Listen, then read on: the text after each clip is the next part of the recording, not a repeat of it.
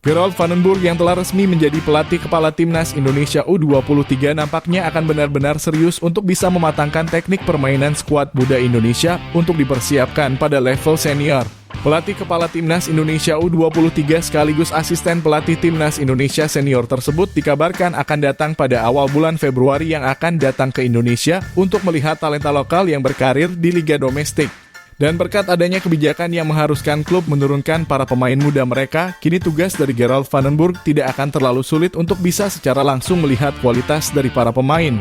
Meskipun begitu, Gerald Vandenburg juga berkemungkinan akan menerapkan strategi naturalisasi jika federasi memberikan target tinggi kepada dirinya dalam 2 turnamen yang akan datang. Dan dengan prestasi timnas Indonesia yang semakin baik di setiap tahunnya, ini menjadi salah satu daya tarik yang dapat membuat para pemain keturunan Indonesia menaruh harapan untuk bisa membela timnas Indonesia. Hingga saat ini terdapat setidaknya 3 nama pemain keturunan di timnas Indonesia U23 yang akan segera melakukan proses naturalisasi. Dan tidak menutup kemungkinan akan terdapat deretan nama pemain lainnya yang juga dipersiapkan untuk timnas Indonesia U23 sekaligus timnas Indonesia senior dalam menempuh kualifikasi Piala Dunia yang akan datang. Dengan hadirnya para pemain keturunan dan sisa pemain muda peninggalan Coach Sintayong di masa kepelatihannya, timnas Indonesia U23 memiliki kesempatan untuk bisa kembali menjadi kuda hitam yang dapat melaju jauh pada setiap kompetisi yang dijalankan. Oleh karenanya berikut ini merupakan kedalaman skuad potensial yang dapat dimiliki oleh Gerald Vandenburg di timnas Indonesia U23 sebagai persiapan ajang SEA Games serta kualifikasi Piala Asia U23 2026. Sama seperti taktik di timnas Indonesia senior, Coach Gerald kemungkinan akan menerapkan formasi dengan memasang 4 pemain belakang, 3 pemain gelandang, dan 3 pemain penyerang. Dengan posisi penjaga gawang akan diisi oleh Cahya Supriyadi dari FC Bekasi City. Meskipun tampil di kasta kedua Liga Indonesia, namun Cahya Supriyadi telah berhasil membuktikan bahwa dirinya tetap bisa memegang label pemain tim nasional pada Piala AFF Senior kemarin. Cahya Supriyadi dapat tampil impresif pada setiap pertandingan bersama skuad Garuda dan telah berhasil menciptakan berbagai macam penyelamatan yang menguntungkan bagi timnas Indonesia. Hadirnya Cahya Supriyadi dengan refleksnya yang sangat baik dapat menjadi salah satu modal utama bagi skuad Garuda untuk bisa menghadapi lawan-lawan kuat di Piala Asia edisi selanjutnya. Dan tentu saja dirinya hingga saat ini belum dapat tergeser mengingat belum terdapat pemain keturunan yang memiliki minat untuk bergabung bersama skuad Garuda. Sementara untuk opsi pengganti dari Cahya Supriyadi, nama Dava Fasya dapat masuk ke dalam pertimbangan yang diambil oleh tim pelatih. Meskipun begitu, tentu Dava Fasya harus dapat meningkatkan kualitasnya sebab dirinya tidak memiliki jam terbang lebih di level klub yang membuat permainannya sangatlah buruk ketika mendapatkan kesempatan bermain di Piala AFF yang lalu. Namun tentu saja jika sang pemain berhasil meningkatkan kualitasnya, dirinya dapat menjadi sosok penjaga gawang ideal bagi skuad Garuda. Selanjutnya pada opsi 2 pemain belakang, Coach Gerald akan menggunakan jasa dari Justin Hubner dan juga Elkan Bagot sebagai salah satu nama pemain kokoh yang sudah langganan di timnas Indonesia senior. Justin Hubner merupakan sosok pemain yang memiliki naluri ofensif dan dapat menjadi keuntungan bagi timnas Indonesia ketika menghadapi situasi serangan balik cepat. Keberaniannya di dalam melakukan duel-duel di tanah maupun udara membuatnya menjadi salah satu pemain yang paling bernilai di dalam skema permainan Coach Gerald. Selain itu, dirinya juga memiliki mentalitas yang sangat baik dan dapat menjadi sosok kapten di dalam lapangan pertandingan. Sedangkan Elkan Bagot akan memainkan peran sentral sebagai penjaga garis pertahanan. Tubuhnya yang semakin besar dan ideal mampu memberinya keuntungan untuk memenangkan duel-duel bersama pemain lawan dan merebut bola dengan sangat mudah. Hadirnya Elkan Bagot ke dalam skuad timnas Indonesia U23 juga tentu akan memperbesar keunggulan bagi permainan khususnya pada situasi bola mati. Sebab dirinya dengan postur yang sangat tinggi akan dapat dengan mudah mengeksekusi bola di udara dan menciptakan keunggulan bagi skuad Garuda. Sementara untuk opsi pengganti dari 2 nama pemain ini, nama Dion Marks dan Muhammad Ferrari dapat dimasukkan oleh Coach Gerald. Meskipun begitu terdapat kemungkinan dari 2 nama pemain ini untuk dirotasi dan bermain sejak menit awal pertandingan. Dion Marks merupakan pemain muda potensial yang saat ini tengah menjalani proses naturalisasi dan dapat menjadi salah satu tembok kokoh di dalam pertahanan timnas Indonesia. Sedangkan Muhammad Ferrari dengan jam terbangnya yang sangat tinggi di level klub maupun tim nasional akan dapat lebih mudah beradaptasi dengan perubahan skema permainan dan dinamika yang akan terjadi di dalam lapangan pertandingan.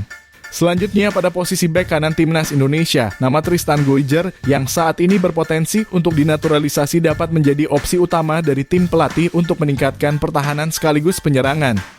Dengan gaya permainan ofensif yang dirinya miliki, timnas Indonesia dapat bermain dengan lebih leluasa di sektor sayap dan menciptakan peluang melalui umpan silang maupun kombinasi 1-2 antara pemain sayap dan gelandang serang.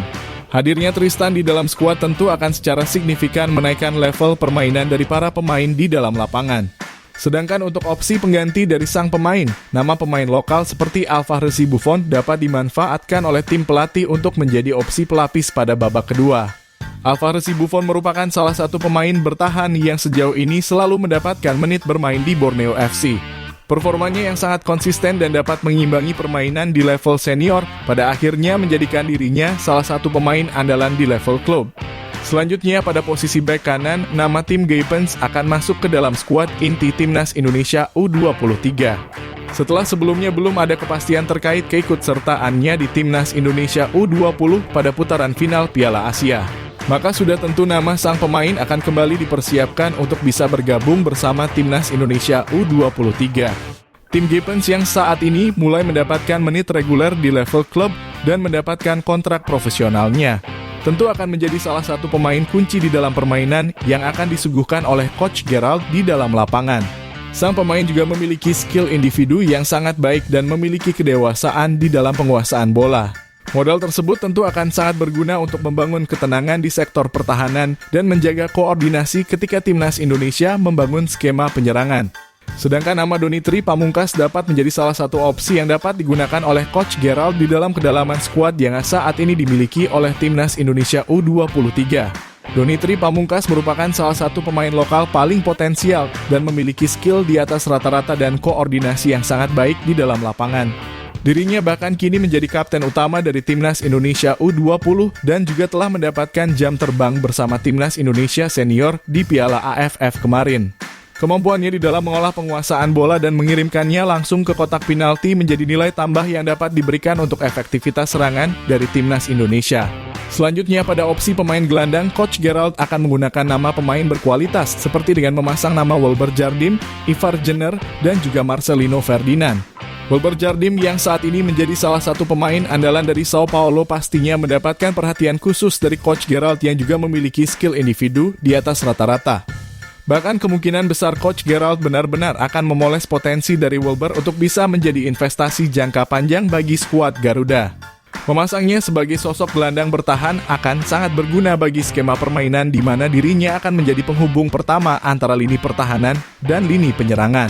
Sementara Ivar Jenner pastinya akan memainkan peran sentral di tengah lapangan sebagai sosok jenderal yang bertanggung jawab pada distribusi bola. Ivar yang juga merupakan sosok pemain kunci di timnas Indonesia senior pastinya akan memberikan dampak yang signifikan pada level permainan yang ditunjukkan oleh timnas Indonesia U23. Terlebih pada Piala Asia U23 yang lalu, Ivar dapat mencetak 2 gol yang sangat mengagumkan dan menjadi salah satu pemain paling berdampak di dalam pertandingan. Dan Marcelino Ferdinand sudah tentu akan kembali memainkan peran bebasnya sebagai sosok gelandang serang yang dapat mengeksplorasi seluruh sektor penyerangan.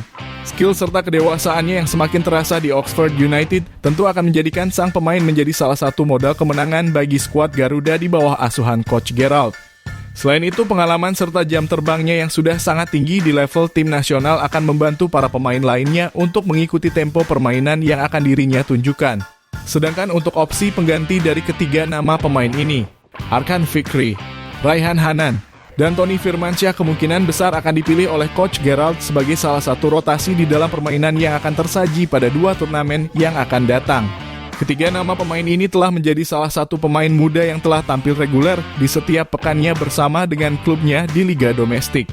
Jam terbang yang telah terjamin pastinya membuat ketiga nama pemain ini dapat menunjukkan permainan yang solid sebagai salah satu pendistribusi bola di dalam lapangan pertandingan. Selanjutnya di posisi pemain sayap penyerangan, nama Victor Detan dan Miliano Jonathan akan masuk sebagai salah satu opsi utama dari tim pelatih di dalam pertandingan. Victor Detan yang semakin mendapatkan jam terbang di level klub dan telah berhasil menciptakan gol perdananya di musim ini, dapat menjadi salah satu opsi yang sangat menarik untuk digunakan oleh Coach Gerald di dalam pertandingan. Bahkan sang pemain juga telah menunjukkan bahwa dirinya memanglah layak menyandang label pemain tim nasional Indonesia sejak debutnya bersama timnas Indonesia senior di Piala AFF yang lalu. Sang pemain dapat menjadi salah satu pemain yang menciptakan peluang di setiap pertandingan dan dapat tampil efektif melalui skill individunya maupun kerjasama dengan rekan setimnya. Memasukkan nama Victor Detan ke dalam skuad inti timnas Indonesia pastinya akan sangat berdampak positif dalam menjaga level permainan di dalam lapangan. Sementara Emiliano Jonathan yang saat ini masih eligible untuk masuk ke golongan umur U23 tentu akan menjadi salah satu opsi yang sangat berdampak positif bagi sektor penyerangan timnas Indonesia. Emiliano merupakan salah satu nama pemain paling produktif di level klub dan membuatnya berhasil dilirik oleh FC Utrecht dan bermain reguler di setiap pekannya. Mendapatkan Emiliano untuk bermain bersama skuad Garuda tentu saja akan menjadi tambahan amunisi yang sangat baik dan dapat meningkatkan produktivitas gol bagi skuad Garuda di setiap pertandingan. Sedangkan untuk opsi pengganti dari dua nama pemain ini, nama Rafael Struijk dan juga Hoki Caraka kemungkinan besar akan dipilih sebagai pemain yang akan masuk pada awal babak kedua. Rafael Struijk yang saat ini belum mendapatkan tempat utama di level klub tentu saja akan berdampak pada posisinya di timnas Indonesia pada kursi kepelatihan terbaru. Namun meskipun begitu, sang pemain tetap akan dimasukkan ke dalam lapangan sebagai salah satu amunisi berharga yang dapat memberikan keunggulan bagi timnas Indonesia. Staminanya yang tidak pernah habis tentu akan membuat sang pemain semakin agresif jika dimasukkan pada awal atau pertengahan babak kedua. Selain itu, dirinya juga memiliki tendangan lengkung yang dapat dimanfaatkan untuk bisa menciptakan keunggulan di dalam pertandingan. Sedangkan Hoki Caraka dengan jam terbang dan pengalamannya yang juga sangat tinggi di level klub dan tim nasional dapat dipertimbangkan oleh tim pelatih untuk dimasukkan ke dalam pemain pengganti di babak kedua. Tentu saja Hoki Caraka juga harus kembali membuktikan terlebih dahulu di level klub kualitas yang dirinya miliki untuk bisa mendapatkan kepercayaan dari Coach Gerald bersama timnas Indonesia U23. Sebab tentu saja Hoki Caraka memiliki potensi yang sangat tinggi sebagai pemain tajam sebagaimana yang dirinya tunjukkan pada masa akademi. Dan yang terakhir pada posisi ujung tombak timnas Indonesia, nama Mauro Zylstra akan masuk sebagai pilihan utama dari Coach Gerald di dalam setiap pertandingan. Hal tersebut tentu didasarkan pada produktivitasnya di level klub yang mampu menciptakan 9 gol dan 3 assist dalam 12 pertandingan yang dirinya jalani. Catatan tersebut sampai saat ini belum dapat disaingi oleh para pemain timnas Indonesia dan hal ini yang menjadi alasan dipilihnya sang pemain oleh Coach Gerald. Hadirnya Mauro tentu akan menjadi momen semakin tajamnya ujung tombak timnas Indonesia dan perbaikan dari produktivitas gol timnas Indonesia dalam 5 tahun ke belakang. Sedangkan untuk opsi pengganti dari Mauro Zylstra, nama Jens Raven sudah dapat dipastikan akan masuk sebagai opsi yang dapat dirotasi oleh Coach Gerald di setiap pertandingan yang nantinya akan dilakoni. Jam terbangnya yang minim di level klub menjadi alasan dirinya akan menjadi pemain pelapis meskipun dapat menjadi sosok ujung tombak tajam di timnas Indonesia U20. Pastinya Jens Raven harus bisa membuktikan kualitasnya kepada Coach Gerald dengan mengamankan posisi reguler di level klub dan segera mendapatkan kontrak profesional untuk bisa mengamankan tempatnya di timnas Indonesia U23. Namun secara keseluruhan ujung tombak timnas Indonesia telah diisi oleh para pemain yang dapat menjadi jawaban dari kebuntuan skuad Garuda selama ini.